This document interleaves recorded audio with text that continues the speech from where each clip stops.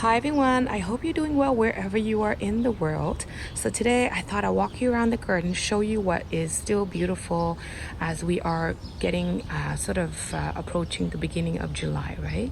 So there's lots of plants that are blooming right now. But before we get to that, I want to show you what I'm going to do next. So I thought today I would transplant these two cone boxwood that I've got into a couple containers that I have. Now I'm planning on making these into topiaries and keeping them in the containers and try to winterize them, and hopefully that will work because the containers that I've got are self-watering containers, which I'll show you in a sec. So here's the container that I'm going to be using for the boxwood, and they are double walled. They are also self-watering, and so I am planning on keeping the boxwoods in these containers to winterize over. Now the boxwood here is a green mountain boxwood, and they are hardy all the way to zone 4. So using the double wall self-watering containers, they will help to insulate and protect the boxwood for the winter. So let me just quickly walk around the garden to show you what's currently blooming and what's still beautiful, because the Japanese beetles have found my garden, and this morning when I came out I found about 8 of them on my Eglantine David Austin roses, and I also found some more just now as well. So anyhow, let's walk around, show you all the beautiful blooms that are currently on them. So here are some Eglantine David Austin roses that are still on the plant. And I love this plant. Now it is a little bit taller than I had expected. And I think the tag says 3 to 4 feet tall. And as you can see, they grow pretty tall. So I am planning on moving these into the spots where I currently have the boxwood. And I'm going to put a trellis on them so that they look like the William Morris rose, because I really kind of like the look with the trellis and with these tall roses kind of peeking through the trellis. I think it adds a really nice vertical element to any garden. So it's really gorgeous.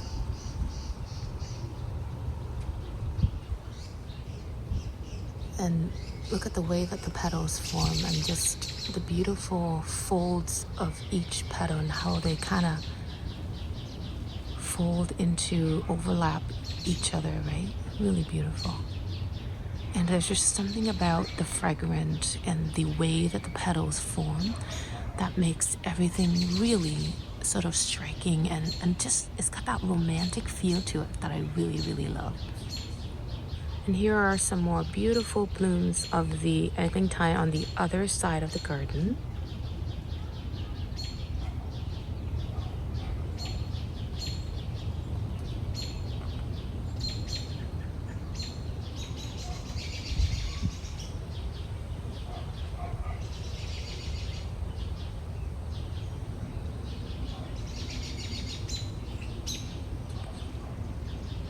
And here are some blooms on the Evelyn David Austin roses that I really love as well.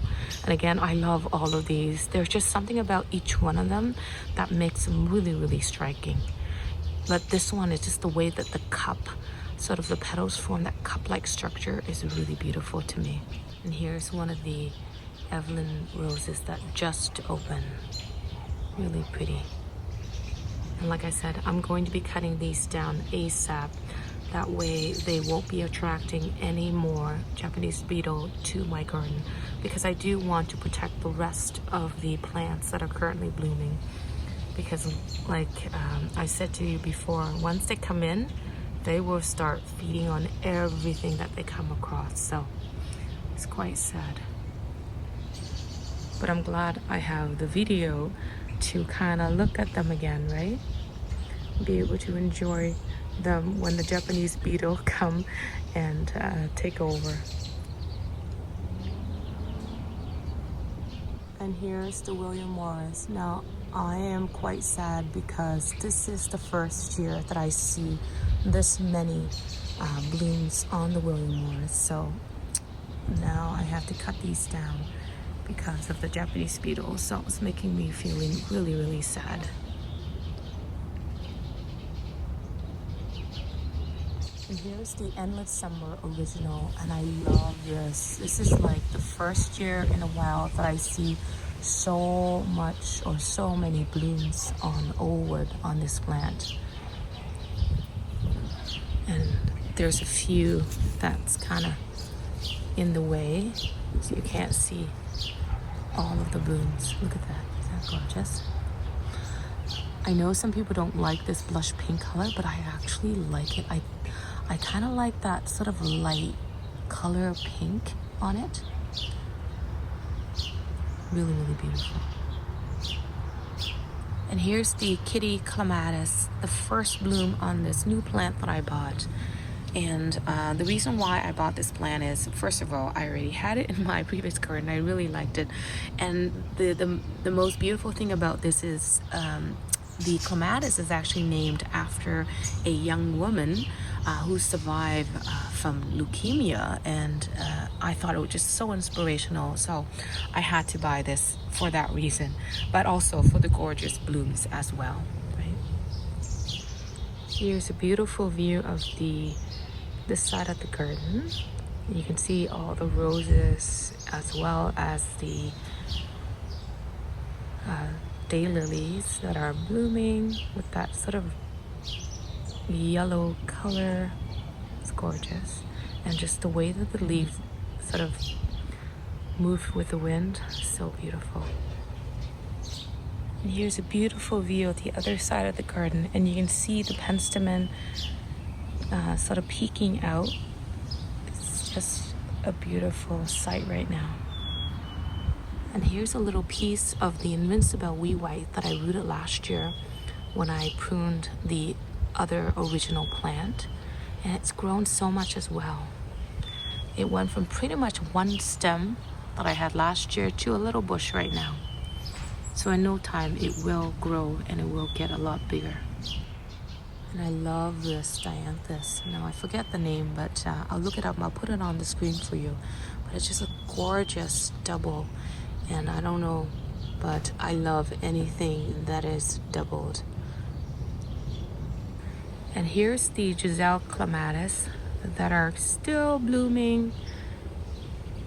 And if you look below, you'll see that there's not a lot of stems here because I had some pests or something that went through and chewed down all the stems in here. So whatever's left is blooming, and I'm so thankful for being able to still see some of the blooms on this, because this is a really gorgeous clematis. And right in front of the cone boxwood, I've got the Blooming Easy Lava Lamp Flare Hydrangea. Now the text said it's supposed to be about 2 to 3 feet tall, but without the blooms, it is already about 3 feet tall. So when the blooms open, it'll be about 4 feet. And so initially when I planted, I was kind of like planted according to the tag, but I think it's a lot bigger than it was supposed to be. So I may have to move this somewhere else next spring.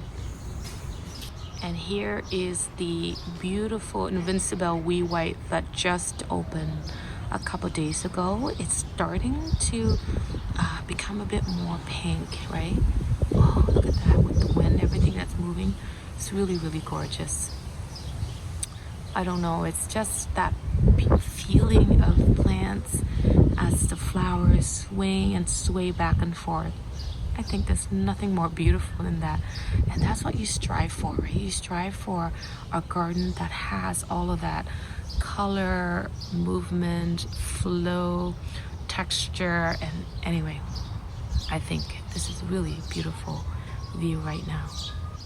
And looking at the blooms more closely, you can still see that it's still got a hint of pink to it, right? Really, really beautiful.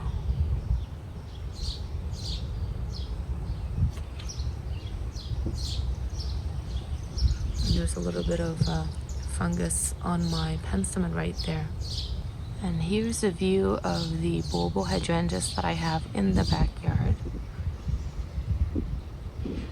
Here's my Pilu clematis. Still some fresh blooms on there, but soon I will cut these down and let them flush out new growth. That way I will get some blooms in September or at the end of August. And I also have another piece of the incredible hydrangea on this side of the garden. And here's the astilbe. I think this is called Japonica Europa, but I'm not quite sure. It's a gorgeous early blooming astilbe. And compared to the dark pink variety that I have, it's I think a few weeks earlier. Here is the beautiful early blooming lace cap panicle hydrangea called a little quick fire that I just planted this year. And you know how much I love my quick fire stander at the front, so I'm hoping that this will be just as gorgeous as the one at the front. But it is blooming, and you can see the petals of the infertile blooms surrounded by these little balls of the fertile blooms. And these are going to be attracting bees and butterflies, so I can't wait to see it grow a little bit bigger. And here's a beautiful burgundy penstemon that I have here. That's gigantic right now, and I love that sort of contrast between the lavender color of the blooms and the dark foliage, right? It's really, really beautiful. And with the little quick fire blooms, I think it's just gonna be gorgeous. Look at the contrast between the two of them. And then the Japonica Europa astilbe. Look at that. Look at that beautiful group of blooms right now. It's really gorgeous. And right over here, I've got, this is one of my Mother's Day presents for this year. I think this is the Fire Witch Coreopsis. It's like a burgundy red color bloom. So anyhow, just in case I forget the names, I'll pop it out on the screen for you. So anyhow, let me set my camera up, dig the cone boxwood out, and put them in the containers.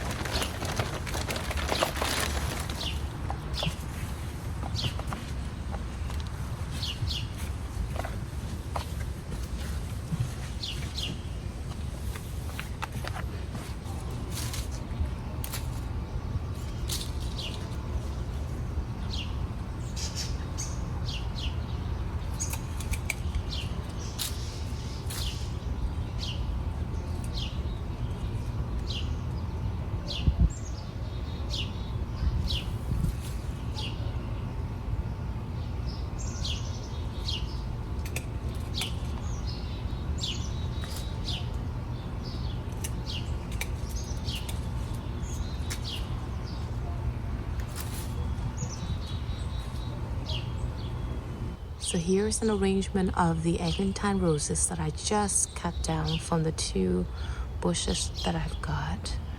It's just a simple arrangement with just the roses, and I think they are absolutely stunning. It's so beautiful, and you don't even need much, just the roses at all the different stages of their bloom cycle, and they're all beautiful in their own right.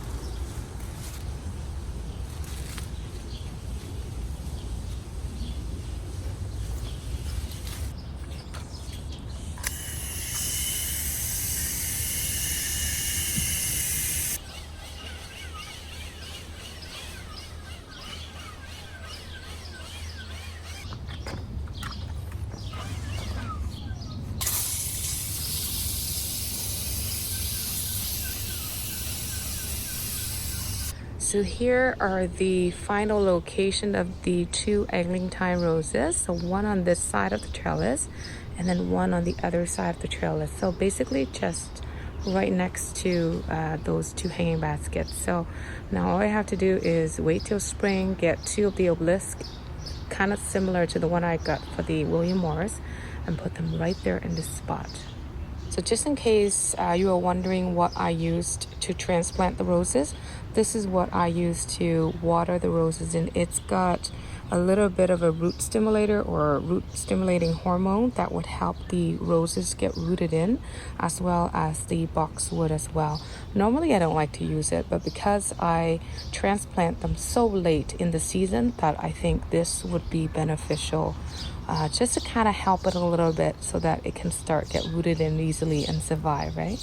So I'm at the front garden right now. Let me just walk you around to show you what's currently blooming and how everything is looking like right now. And then I'm going to cut back the crystal blue salvia because they are all sort of finished with their first flush of bloom. And I'm going to cut them all the way back to encourage the second flush. Look at the crystal blue salvia. Even though they're done with their blooms, the vertical spikes still look gorgeous in the garden, I think. And this is just absolute favorite view of mine. And you can see the alyssum, the royal carpet alyssum is blooming and it's prolific. It's gorgeous. And it's a lot taller than the white alyssum. So it looks a little bit different than what I was used to last year. But I think this is also looking gorgeous as well. It adds a nice, beautiful color to the border, right? Here's the close-up of the royal carpet alyssum, and you can see the frosty white dianthus peeking out. I think the recent heat that we've been getting, it's really making these flush out really nicely. And I actually like the sort of contrast between the Anna's Magic Ball and the royal carpet alyssum too. I think it's gorgeous. Really beautiful.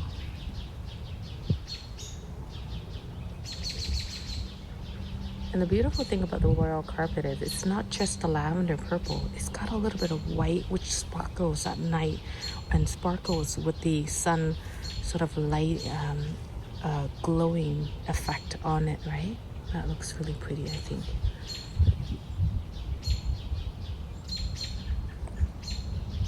And this view is always one of my favorite with the maple and the hosta, the Patriot hosta. I think it looks really pretty.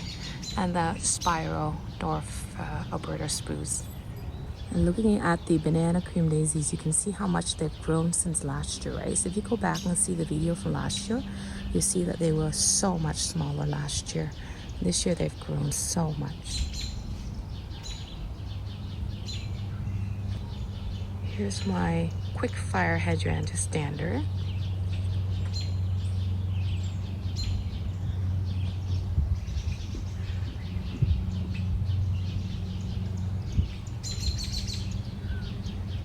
Here's another view that I like. I love that white alyssum as a sort of a carpet effect below the royal carpet. I think that looks really pretty. And the contrasting in color between the blue festive grass, the autumn joy sedum, the royal carpet alyssum, as well as the white alyssum, I think that's really stunning.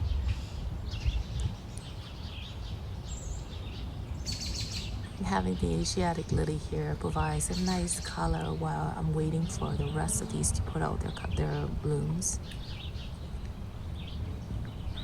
And the plants in the planters are starting to fill in really nicely. I love that sort of look when they're full and they're spilling over the edge of the containers. And this garden is looking nicely as well. Everything is filling in quite beautifully. You can see there's lots of panicles on the bobo hydrangea. You can also see the little pom-pom blooms from the sea thrift peeking out in between the royal carpet alyssum. The Chelsea clematis is still blooming. There's not a lot of blooms on it, but I think it still provide a nice color on that trellis.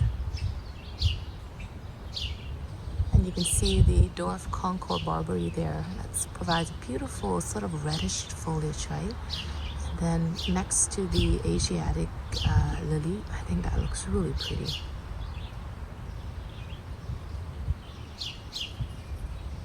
Anyhow, let me set my camera up and start to cut down the crystal blue salvia.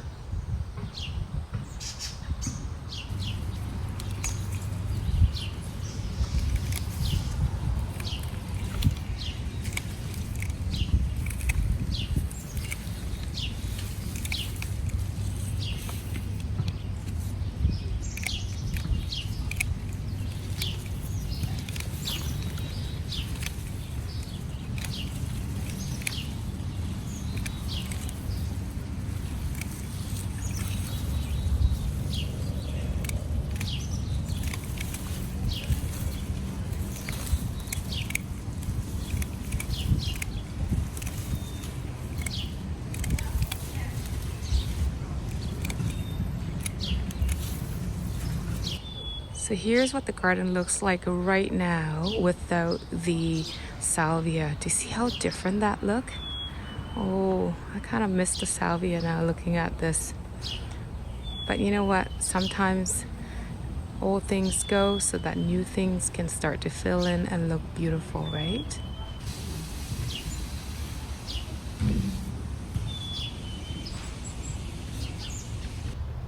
Anyhow, I think I'm gonna say goodbye for now. So I want to say thank you so much for watching this video, and I will see you on the next video. Take care. Bye bye for now.